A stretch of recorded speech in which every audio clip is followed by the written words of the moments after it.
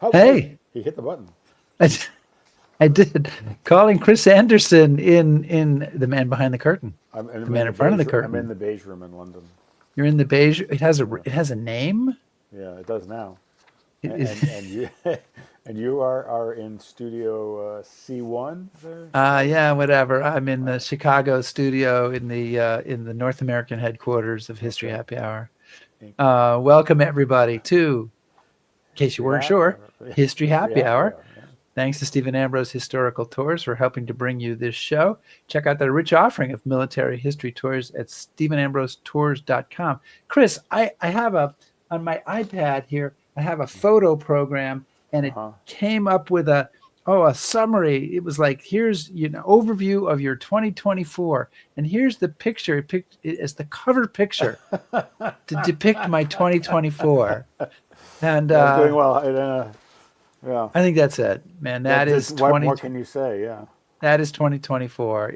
There's alcohol. There's a pink jacket. Um, you're. I'm not sure what I've just done to incur your wrath. Well, And yeah. that, I think that's at that hotel in London, Yeah, it is.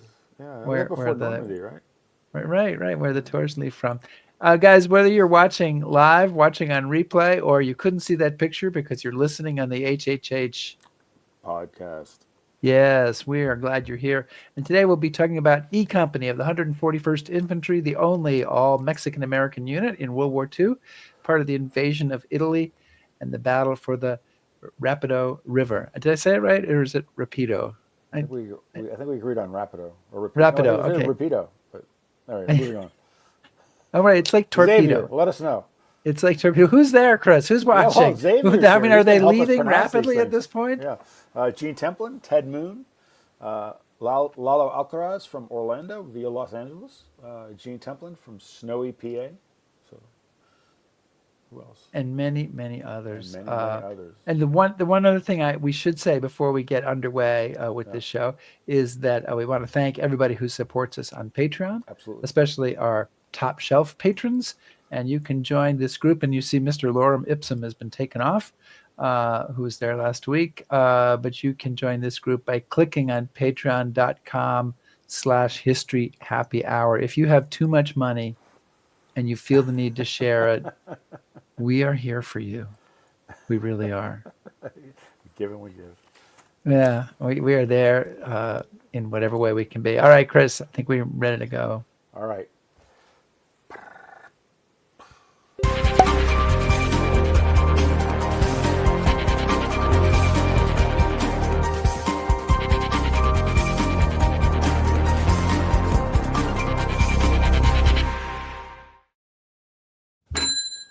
Oh, that wasn't good. Here, there's a That better wasn't good one. either. But the bar is sort of open. Well, what was wrong with the second one? It kind of wobbled a bit. Yeah. All right, whatever. Yep, good. Okay, Great. I think. Okay, our topic today is Easy Company. No, not that Easy Shocking. Company. Company of the 141st Infantry. It was part of the 36th Division. It was one of the first American units to land in mainland Europe and Italy. It was composed almost entirely of Mexican Americans. And our guest today is Dave Gutierrez. I'm not rolling the R, but I'm working on it. Who is a historian and author who has written the book Patriots from the Barrio about the E Company of the 141st. And Dave is a historian whose articles have appeared in many publications, including American Legion and War History Online. He also specializes in genealogical research, Mexican American history, and World War II studies. Dave Gutierrez, welcome to History Happy Hour. Thank you for having me. Thank you. Wow, Thank you, thanks gentlemen. for being here. We are delighted to have you. Did you bring a cocktail? I heard the bell. I had to bring one. Yes. I heard the bell twice. All right. Okay. What do you got? So I'm a bourbon guy, so I got a little old fashioned here. Yeah. But I do smoke my old fashions, and so if you indulge me, All right. Yeah. I'm gonna light this sucker up. Okay, don't kill yourself there. No, I won't burn myself, What is but I like my cocktails smoked. As you can see, the glass will fill with smoke here, and I'll cover it, and we'll come back to it. Dave, I have to say, I'm not there to taste it, but that has to be the most impressive drink performance in all of history. Happy Hour. That is you have achieved a history happy Yeah. hour height. Even There without you talking about your go. book. We are in awe. We are in awe. Chris, did you bring a drink? We have some dirty water with an additive. All right. Well, I've got some very red wine here. So here's to all of you. Yeah, yeah. All right. Don't choke. Drinking the good stuff. Oh, Chris, go ahead. Yeah. So, as Rick enjoys his first glass of wine, Dave, we're talking about the E Company of the 141st Infantry, 36th Division, which has a little bit of a unique story to tell. So, obviously, we'll start kind of with the basics. What brought you to this story, and what Yeah. kind of stood out from you for you? Yeah. So I grew up hearing the stories of a relative of mine who served in World War II, Ramon Gutierrez. He's from Del Rio, Texas. All my family's from Del Rio. Just little town 3 miles from the Mexican border there in South Texas. And I always heard his stories, and I always wondered why his story was not out there. I knew growing up that he had served in the U.S. Army during World War II, captured twice by the German Army, escaped both times, making it back across Allied lines. He would become one of only a few Americans to be decorated for valor on the battlefield by the Soviet Union during World War II. So I was doing genealogy research, and I kept running across newspaper articles on him, and then I met a cousin of mine who lived here in San Jose that I had never met, and she's also related, of course, to my cousin Ramon. And I decided, I've never written a book before, but this is a story that has to be told. And I started doing research, and then I find out through research that this was the only all Mexican American U.S. Army unit in World War II, an original Texas National Guard unit out of El Paso, Texas. Oh, So I'm back. Oh my gosh. thanks, Rick. I think the smoke got to you. I think it did. I think that how is that doing? How's the smoke doing there? Is it have we got Yeah. yeah. All right. Oh, Let me, nice. let me- Hey, let me- there we Cheers. go. Okay. I'm going to try to stop coughing again. yeah, all Um, right. Easy now. Dave, you mentioned in the afterword of your book that one of the inspirations for writing this was Ken Burns' 2007 documentary about Yeah. the war. And specifically, what was the inspiration there? Well, Ken, for those who are unfamiliar, Ken Burns did this documentary, 14 hours of a documentary on World War II, and yet nothing was mentioned of Hispanic contributions to World War II. I was like dumbfounded that there was nothing on there. And that's something that resonated with me because as I was growing up in school, we were never taught about Hispanic contributions to World War II. As a matter of fact, teachers, whenever World War II came across, they would only talk about the Bracero program, in which the United States government reached out to Mexico to have people brought in to help with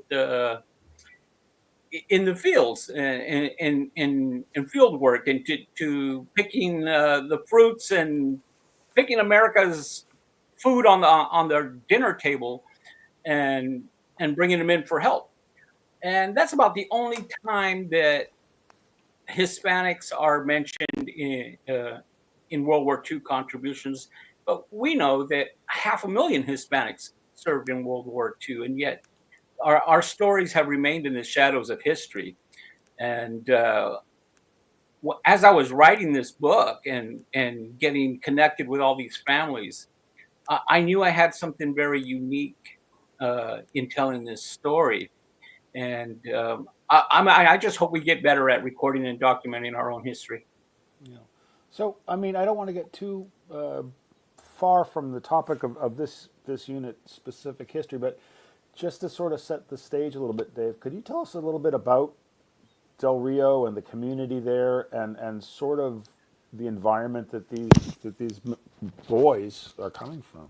Yeah. So a lot of them came from El Paso. It was an original Texas National Guard unit out of El Paso. But you mentioned Del Rio, um, and it's like that. It was like that all along the Southwest and really in the West Coast as well.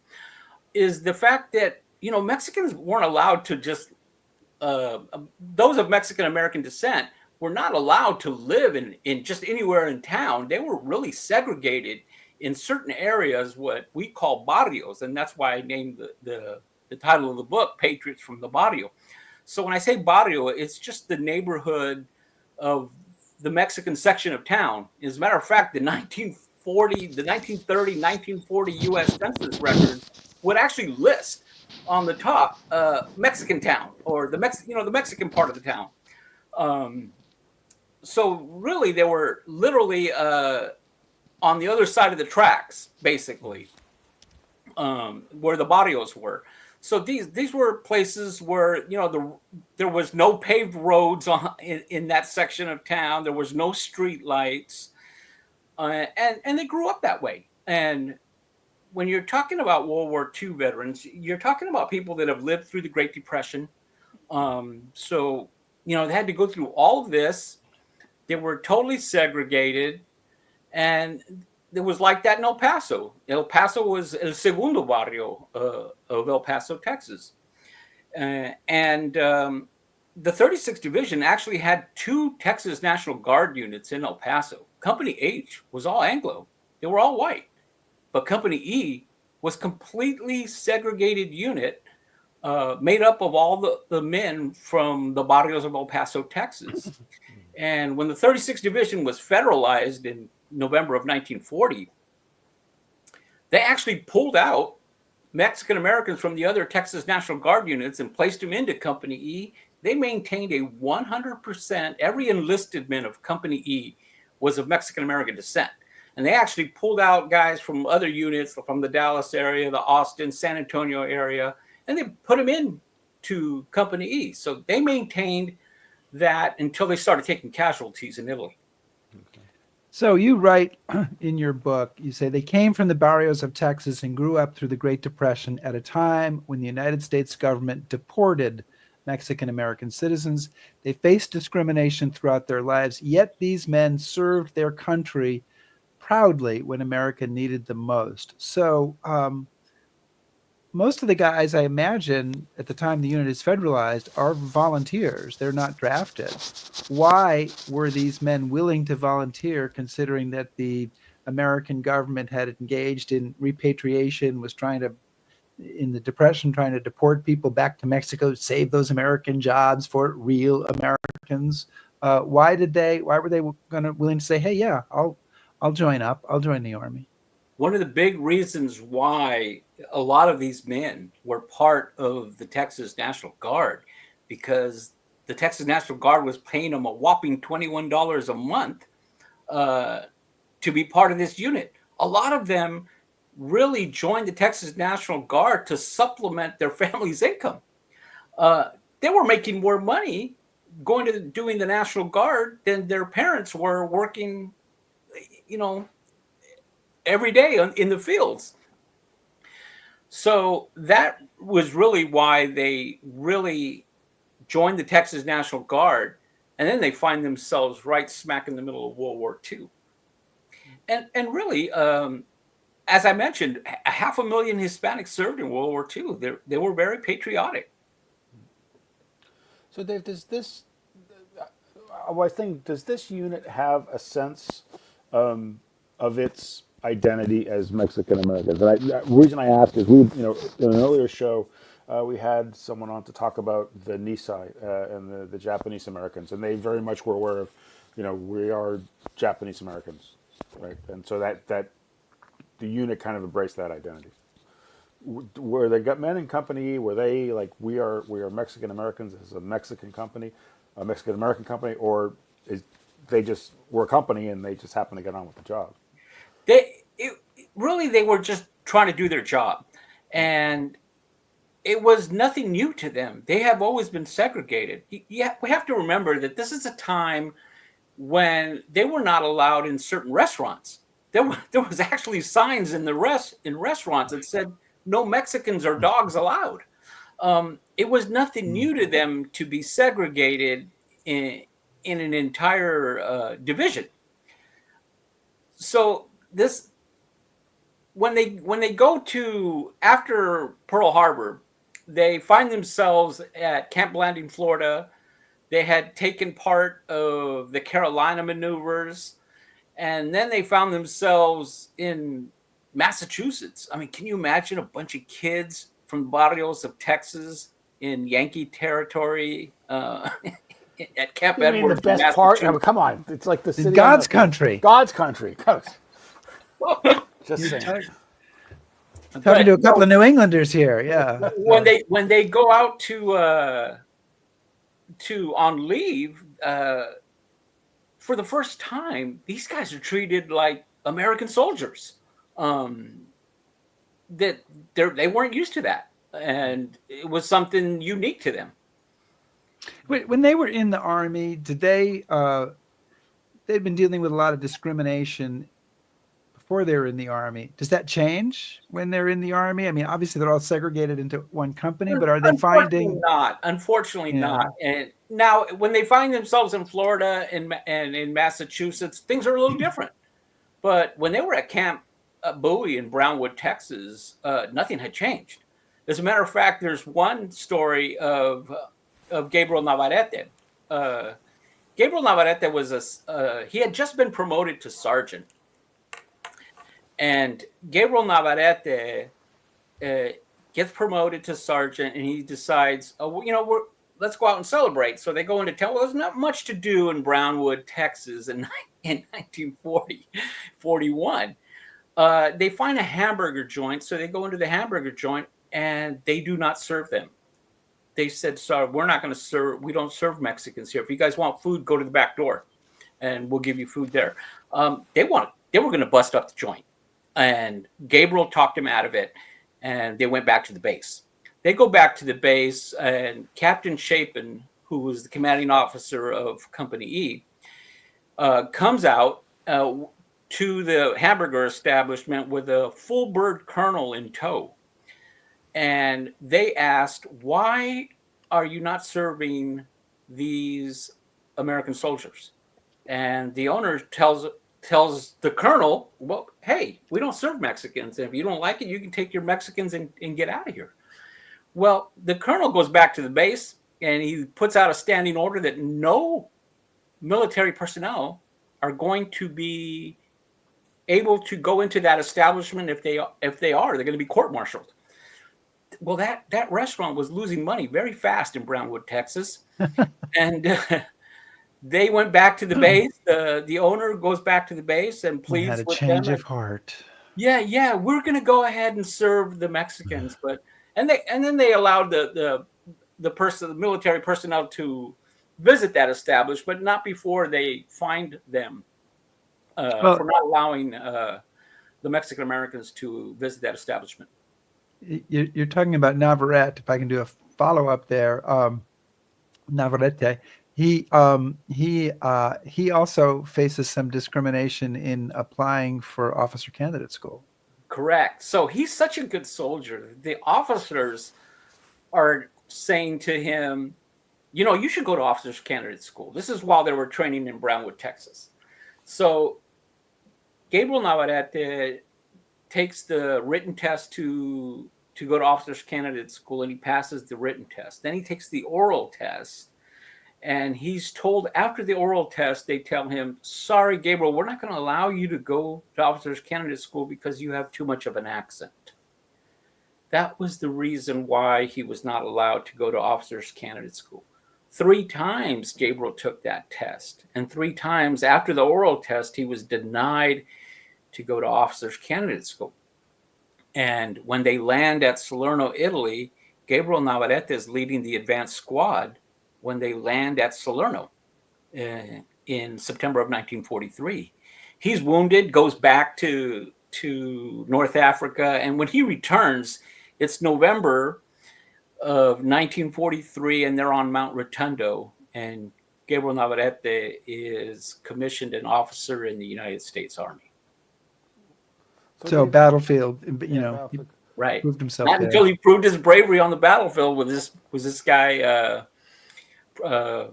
given a battlefield commission and made an officer. And Gabriel Navarrete would go on to command Company E in World War II. But before that, I mean, that was a question, and I know Lynn Hargrove had asked, where do all their officers come from? Did they have any Hispanic officers? Or who are their officers? Yeah, all their officers were white. Okay. At the very outset, when they were training, all their officers were white. Right. And could you tell us? Do we know anything about these white officers? How they wound up there? How they reacted to their new assignment, and how this company of guys who served together for a while reacted? Captain Chapin was the commanding officer of Company E, and he really looked out for his men. And several times, Captain Chapin was supposed to be promoted and transferred out of Company E, yet he denied the promotion because they told him, "We're going to promote you, but we're going to have to transfer you to another unit," and he refused. While they were in Italy, he said, "No, I brought these men over here, and I'm going to bring them back." And we can get into a little bit later, but then Captain Chapin is killed in action while crossing the Rapido River. Well, oh, go ahead, Chris. I was just saying, and what was the reaction to the guys in Company E of getting these white officers? I mean, he's, I guess, as I recall, you said could speak some Spanish or learn Spanish. Yeah, you have officers from Massachusetts, and right. These are not these are kids from not their neighborhood. How are the men of the company reacting to this?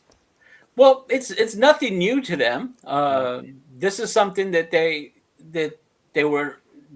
had through training. A lot of these guys were in the Texas National Guard going back to 1939. So for them, this was nothing new. Right. Okay. What was new and what was exciting to them is when Gabriel Navarrete was finally made an officer, and now they had one of their own who had risen from the ranks to become the commanding officer of Company E.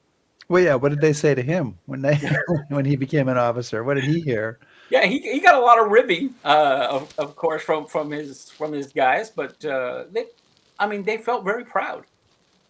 So E Company lands on the first day of the invasion in Salerno. They're on the beach, and they're really right in the mob the fighting. And you quote an after-action report that says Company E played a vital part in protecting the beachhead against repeated enemy attacks. Company E was instrumental in keeping the enemy tanks from driving down to the beach itself.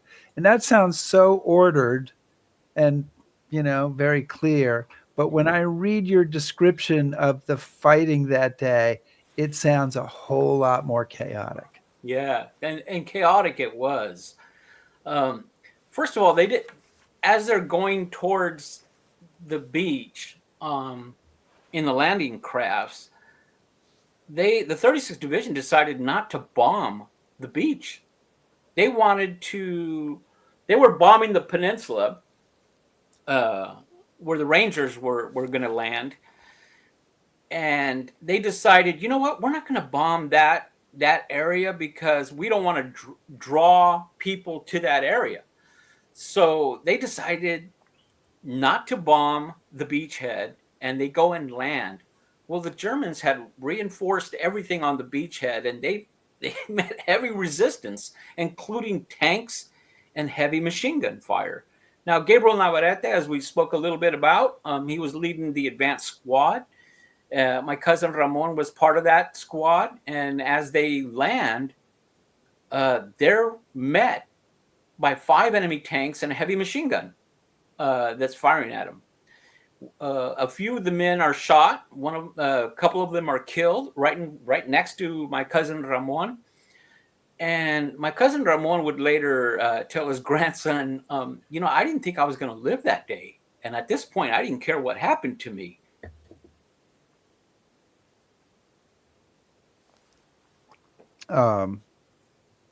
We seem to have a problem here. It froze up. Okay. Dave, if you can hear us, you are frozen. You're going to have to try to call back in as you're talking about. Oh, I can see you now. Okay. So you were So- just saying that So Ramon, didn't think he was going to survive that day. yeah. So he goes all out, and he takes out two Germans that are firing from a German tank. This tank had literally run over purposely one of their men, who had been shot through the legs with heavy machine gun fire. This tank goes forward and purposely runs over one of the men of Company E. And Ramon shoots two of the German soldiers from the tank, and then he goes and charges the German machine gun nest. Now, Ramon's carrying the Browning automatic rifle. He gets shot in the right arm, and he loses the Browning automatic rifle. And he continues to try to outflank the machine gun nest without a rifle, and throws a hand grenade inside the pit. And he instantly killed 3 German soldiers.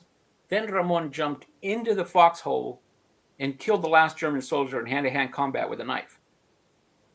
And for that action, he was awarded the Silver Star for his actions at Salerno. And it just so happened that the Soviet Union had went ahead and sent an officer as an observer to observe what was happening in this new front in Italy. You know, the Russians are very eager to see what the Americans and British are going to do with this new front. They're fighting the Russians on the Eastern Front, and so they send an officer to observe, to report back to what is happening. How are the Americans going to do in Italy here?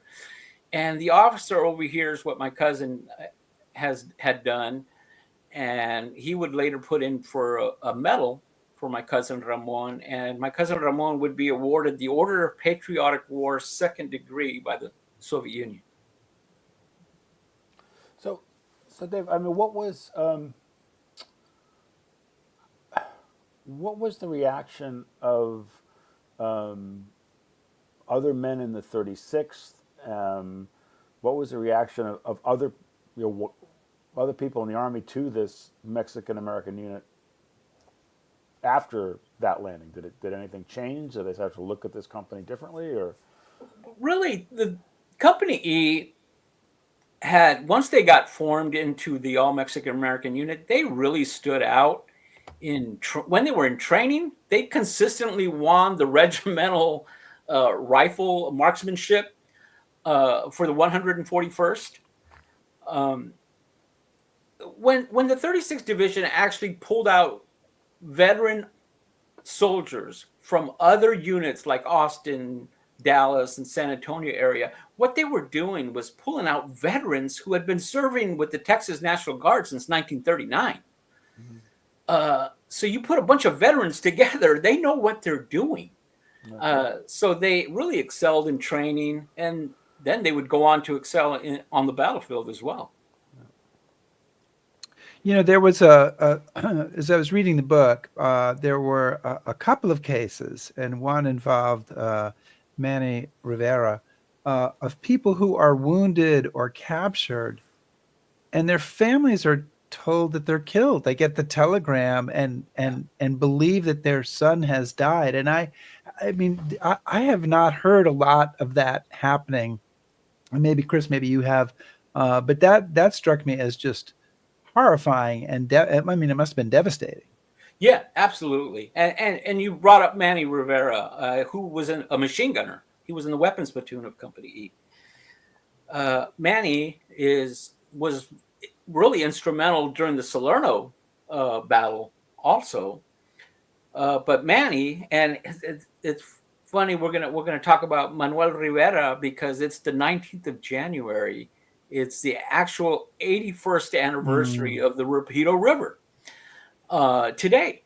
And it was today, on the 19th of January in 1944, that Gabriel Navarrete led an advance patrol before the actual crossing of the Rapido River. And Gabriel goes over and hand selects a few guys, including Rocky Segura and Manuel Rivera, who was a machine gunner. Now, Rocky Segura was one of the best swimmers in the company. So Rocky actually swims across the river, and this is in the dead of night that they're going to do this patrol.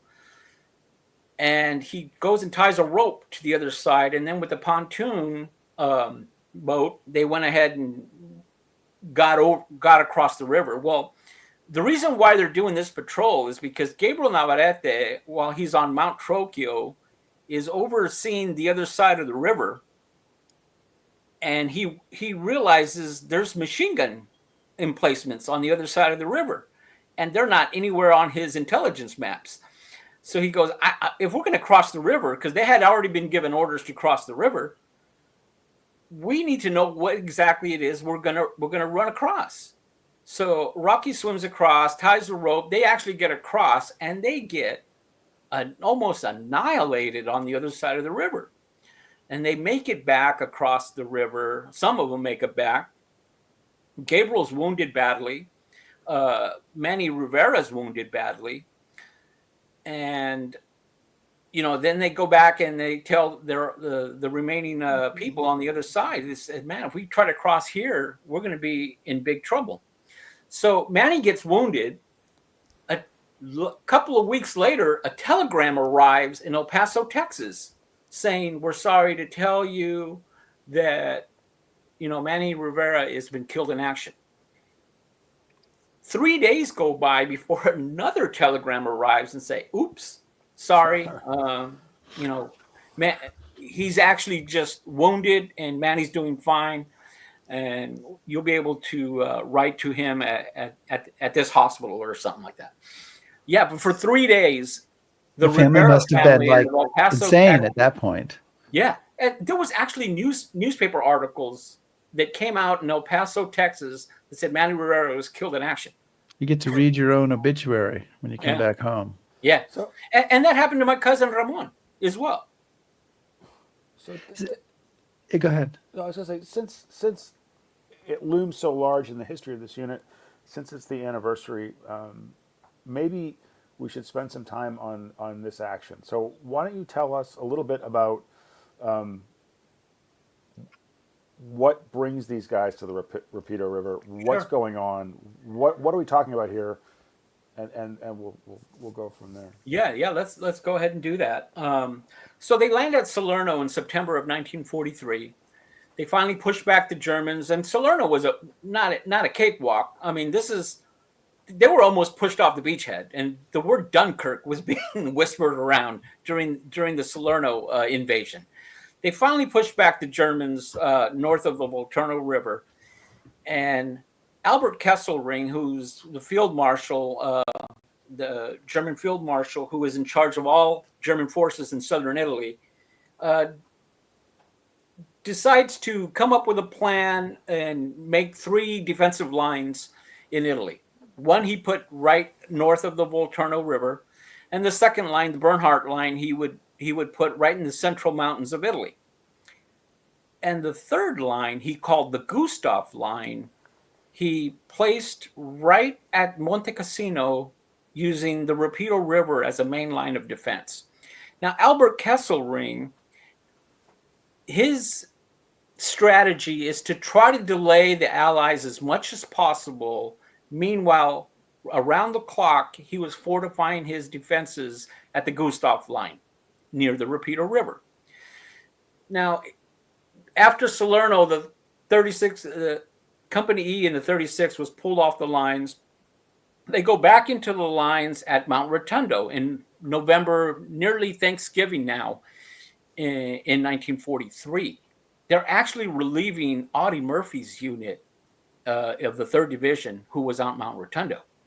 So they take their places up there, and they're getting shelled every day, taking heavy casualties at Mount Rotundo.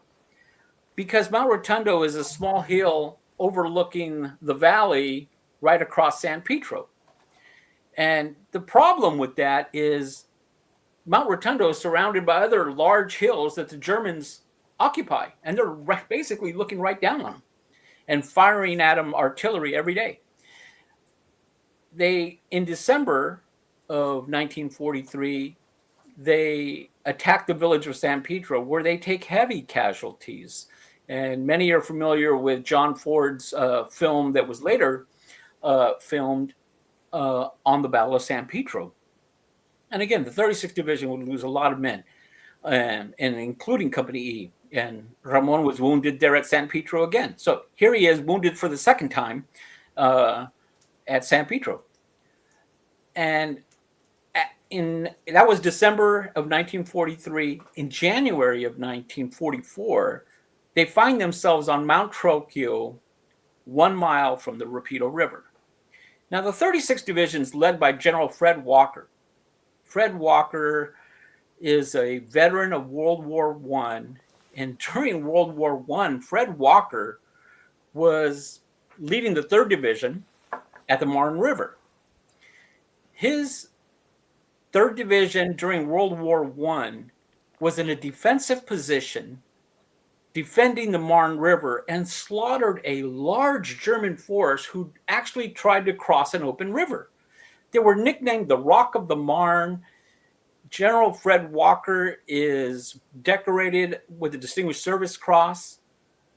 And now we fast forward to January of 1944. He is now Major General leading the 36th Infantry Division, and he has orders in hand to cross the Rapido River in the dead of winter. And in a span of 48 hours, the 36th Division would lose 2,000 men in its attempt to cross the Rapido River. There's a quote from General Walker in your book. He says, I do not know of a single case in military history where an attempt to cross a river that is incorporated in the main line of resistance has succeeded, so I am prepared for defeat. And that's what he writes in his diary. Now, here's the thing. You already talked about Gabriel Navarrete. He has crossed over on a patrol. He's been wounded. He comes back and says, hey, guys, this is not going to work. You know, what kind of reaction does he get from his battalion commander? I mean, they don't know that the commanding general is also against the move he's being forced to make. But what kind of reaction does Navarrete get from the battalion commander at that point? Yeah, so he comes back, and the battalion commander is wanting to know what's over there. What's over there? Like? Yeah, and he's like, "Hey, we try to cross here, we're going to get slaughtered." And the battalion commander is telling Gabriel, "We're not going to just cross with the squad. We're crossing with the entire 141st Infantry and the 143rd Infantry. We're going to send 2 regiments across." And Gabriel tells him, "If you do that, we're going to get slaughtered."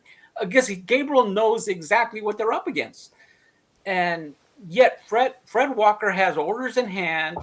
He attempts to try to get them to cross north of where they're asking Fred Walker to cross near San Angelo. But he has orders in hand, and he's going to give it everything they got. And again, they lose nearly 2,000 men. They were either killed, captured, or wounded when they try to cross. It's known as one of the most colossal blunders of the U.S. Army in World War II. So, Rick, Chris, it's you. Oh, okay. Yeah. So, but I think we should probably mention, because we'll hopefully get a chance to talk about this in a little bit in more depth. It's not Walker that gives the order, right? The order is coming from General Clark. Right. These are the orders that Walker's been given, and he's trying to convince Mark Clark that maybe they should cross a little bit further north. Right. But Walker's orders from Mark Clark wants him to cross at San Angelo. And really, I think Mark Clark was really enamored with the thought of having tanks rolling across the Leary Valley and into past the Gustav line. Now, we have to keep in mind, at the same time that the 36th Infantry Division is given orders to cross the Rapido River, they're landing at Anzio. So we have this enveloping force coming from behind the Gustav line that's landing at Anzio. And we have the 36th Division tying up the Gustav line at the same time. So look, you can only really describe this time in Italy as blood-soaked. The battalion commander that Navarrete complains to is killed. His replacement is killed. The company commander, Captain Chapin, is killed. His replacement is wounded. Navarrete becomes company commander. He's wounded. Tons of other people are killed and wounded. So the question is, I mean, we're talking about this now. This is what Chris Clark wanted. This is what Walker doesn't want, and Walker is eventually going to be sent back to the United States. Was it worth it? Was there a better way, or was this just the price of war, that we have to move against the Germans in this very tough territory? We have to take the hill with Monte Cassino. We have to get to Rome, and this is just the price that has to be paid. Yeah. Yeah, and that's really the big question there. And really, I just wanted to spit everything out for the readers to try to figure out their interpretation of what really happened. In my personal opinion is this is the price of war. This is what happens when you have an objective and you're sitting there trying to take it out. Now there's a lot of a myth and legend about, oh well, you know, they obviously sent the Mexicans in first and things like that. I try to dispel that because Company E wasn't the first unit that actually crossed the Rapido River. They were not the first unit to engage the Gustav line like that. Now, Gabriel Navarrete did lead a patrol, but there were several patrols across the river. And my cousin Ramon was part of the first one that went across the day before the river. So I try to dispel that. But really, you have to take a look at it. That's known as one of the most colossal blunders of World War II. And when you lose that many men, and it was so controversial that there was a congressional hearing after the war on the Rapido River crossing, because they wanted to know if the officers that made that decision should be held accountable. Well, okay, well, we're going to pick that up then. So one of our guests has asked, Mark Hool has asked, was Clark held responsible in some formal way for the disaster? Yeah, so the 36th Division Association after World War II got together, and they realized that, you know, they're trying to give Mark Clark his fifth star and things like that. And they're like, are you kidding me? I mean, this guy just, I mean, they basically said if what he ordered us to do was not murder, I don't know what is. So they put out a resolution on it, and they actually had a congressional hearing. And Fred Walker and several of the officers of the 36th Infantry Division went and testified during that hearing. But really, nothing was really done about it, and nothing was made of it. And there was one point where they had, I believe it was Mark Clark was being asked to be the ambassador to the Vatican.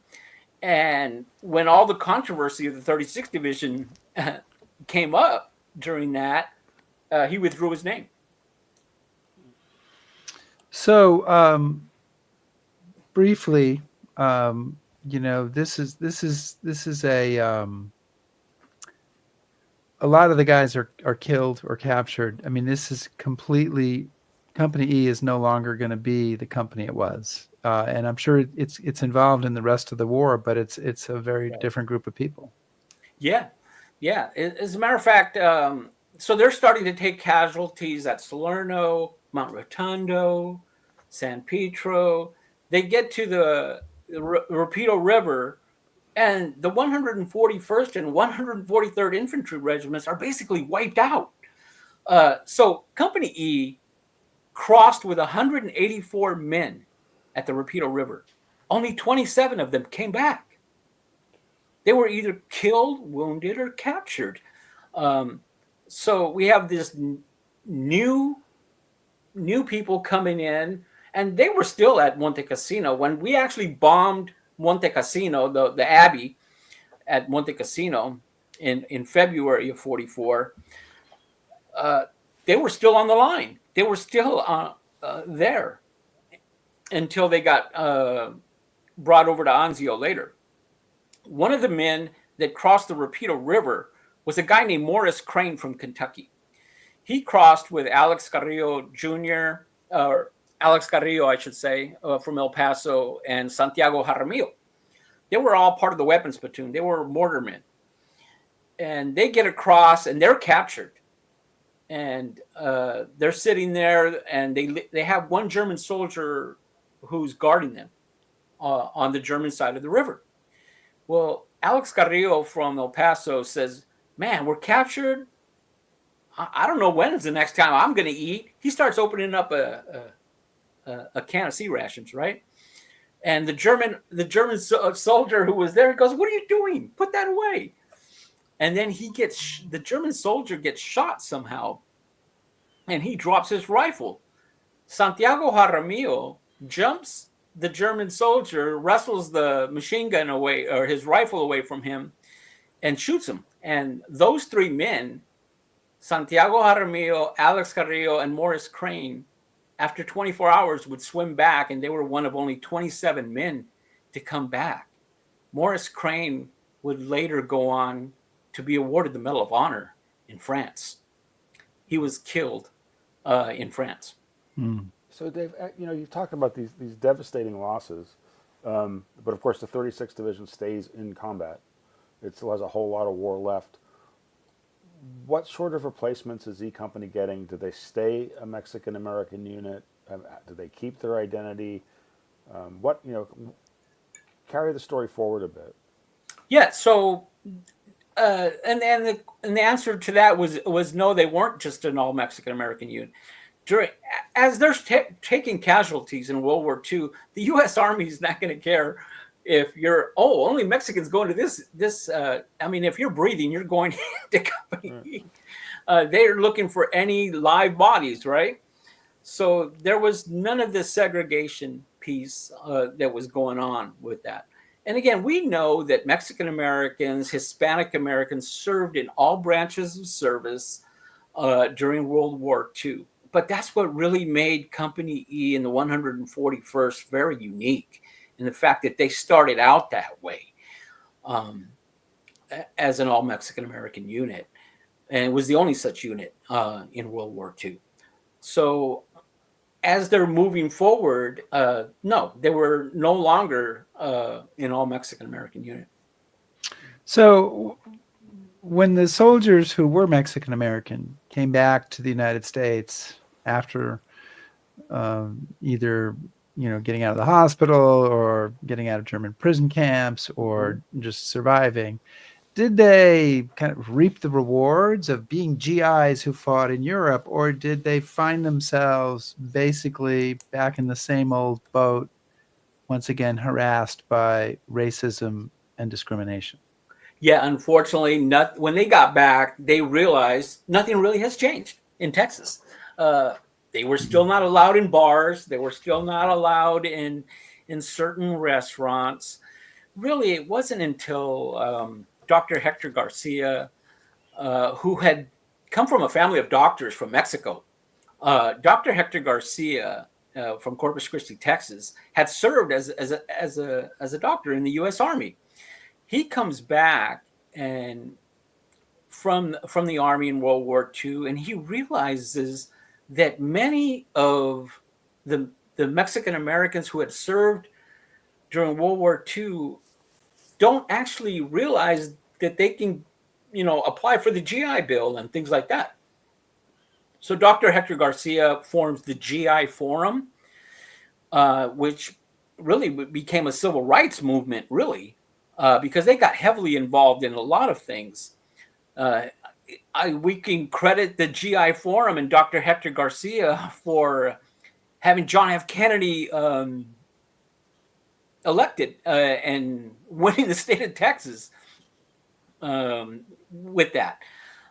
So really, it wasn't until then that they realized they come back from war, they live through all of that, and they come back.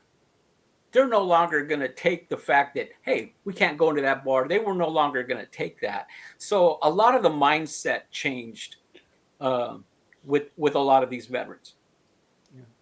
Well, and I gotta say, one of the stories that I found so moving was about your uncle, and he gets the Soviet medal, which is a little unusual. Right. He comes home. He has plenty of issues to deal with because there's not this great support system for any of the veterans, not just the company guys. But he's given sort of a unique offer. So maybe you could tell folks a little bit about that story and what his reaction to all that was. Yeah. So Ramon makes it back. Let me get into how Ramon gets back a little bit. Yeah. So after the Rapido River,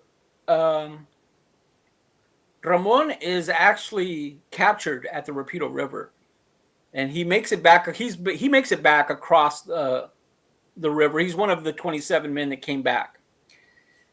Now he's also PFC at the time.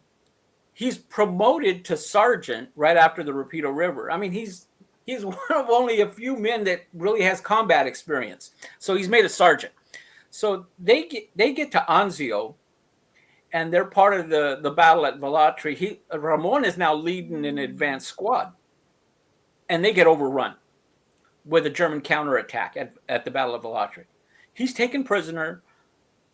They take him in the back. They realize he's a sergeant with his stripes on his sleeves, and they interrogate him, and they're beating him, and they want information because now the Allies are moving closer to Rome, and they want to know who's coming, what's going on. He's getting stabbed in the back with a bayonet, and an Allied bomb hits the building that they're holding him in, and through all the confusion, Ramon gets out through a hole in the wall. And there's actually Italian villagers that hide him for a few days until Americans come through. Ramon is in a hospital for a few weeks until they tell him he's ready to go back to the unit. And they tell him, oh, no, you're not going back to the unit. You have to go back to the States because you're requested at Washington, D.C. to pick up a medal that the Soviet Union gave you. So Ramon comes back to the States, goes to Washington to pick up this Russian medal from Cordell Hall, the Secretary of State. And then he's honorably discharged from the U.S. Army. So Ramon comes back with PTSD, with everything that he had gone through in World War II. And after a while, he gets a letter from the Russian consulate in San Francisco that they want to meet with him because, he's a Russian hero of the Soviet. Well, it's now the Cold War, right? I mean, the Cold War starts immediately after World War II. And Ramon goes to San Francisco and to the Russian consulate, and they sit him down and they said, you're a hero of the Soviet Union. We decorated you, with a medal. We're offering you to come live in the Soviet Union, and we're going to give you this, rental apartment for free, and you could travel freely throughout the country whenever you want because you're a hero of the Soviet Union. Ramon realizes that, they just want to use him as propaganda. Probably, he didn't even answer them. He's sitting down in an office, and he just gets up and he walks out the door, and never gives him an answer. And he would later say that, this is the greatest country in the world. I wouldn't want to live anywhere else. We're almost out of time. So there's certainly a lot more that we could talk about, a very fascinating story. But there's I'm sure you can't say too much about it, but there's a movie effort underway of some sort. Where is that at? How much of a chance is there that we're going to see these guys on the silver screen in the next 5 years? Yes, so I originally self-published the book in 2014, and in 2017, Hollywood actor producer Wilmer Valderrama, who's famously on that '70s show and is currently on NCIS, his production company picked up the film rights to it, and they're looking to produce either a film or a TV series based on the true story. And Dave, you could also add, I know you've got another project that's talking about the role of Mexican Americans in the war. So maybe if you don't mind teasing that a bit, because we'd Yeah, love to have you back on that Absolutely. front as well. yeah. So I just recently completed my second book, and the second book is on the life of Lieutenant Oscar Perdomo, who served with the 464th Fighter Squadron. He was a P-47. He was trained in P-47 fighters. This is a guy that was born in El Paso, raised. His family moves to East LA when he's like 2 years old. Oscar Perdomo grows up in the Boyle Heights area of East LA, goes to Garfield High School there, and he's always dreamed of flying.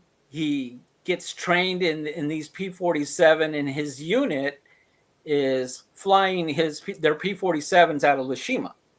It's already late in 1945, and it's August, and we had already dropped 2 atomic bombs on Japan, and they had not surrendered. So these guys are still flying missions. And on August 13th, Oscar Perdomo's unit goes up and flies a mission, and they're attacked by enemy fighters. Oscar shoots down 5 enemy planes in one day to become the last American ace in a day of World War II. Now, for those of you familiar with the term ace, you have to shoot down 5 enemy planes in your career. Oscar does this in one day. He's the last American to do so. Very few know his story. I reached out to his son, Ken, a few years ago and was able to put his story together. And I actually got together with a lot of the families of the guys that flew with him in the 464th Fighter Squadron to be able to tell their story. Well, we'll look forward to seeing it. Yeah, we have to have you back on. Dave, this has been a terrific hour with you here. We've been talking with Dave Gutierrez, who's the author of Patriots from the Barrio, the story of Company E, 141st Infantry, the only all-Mexican-American Army unit in World War II.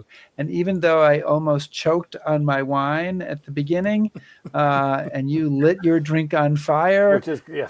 that was the beginning of the show, and it just went from there. So thank you so much for joining us today on History Happy Hour. Well, thank you. Thank you for having me, and good luck to the History Happy Hour. Thank you for having me. Thank you so much. Thanks so much. See you again.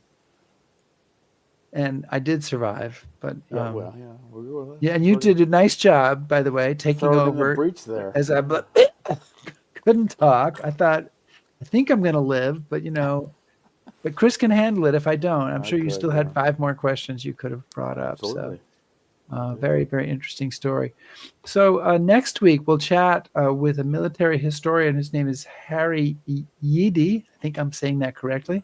And about his book, which is called Betting Against America, the Axis Powers Views of the United States. So I'm just guessing that they don't have very positive views. I think that they're going to take a dim view. And the question I'm always interested in is, when do the scales fall from their eyes? What were they thinking? When do they go, oh shit, we shouldn't have done this. This is going to end badly. Yeah. And it always seems like it's a whole lot later than it should have been. Well, I'm doing some research to get ready for our VE Day tour, and I'm just reading accounts late March, April 45, and there are still Germans that just haven't gotten the message yet. And fucking handwriting's been on the wall for 10 months. I mean, once it's June 8th, give up time, fellas. Right. Yeah. Maybe a year earlier, but certainly by then. Yeah. You'll Ah, have to read the book and find out. yeah, so that should be an interesting conversation. Hey guys, if you have a chance, subscribe to us on YouTube, follow us on Facebook, shout at us on Blue Sky, listen to our podcast, back us on Patreon, and browse historyhappyhour.com. Thanks, everybody. Be safe.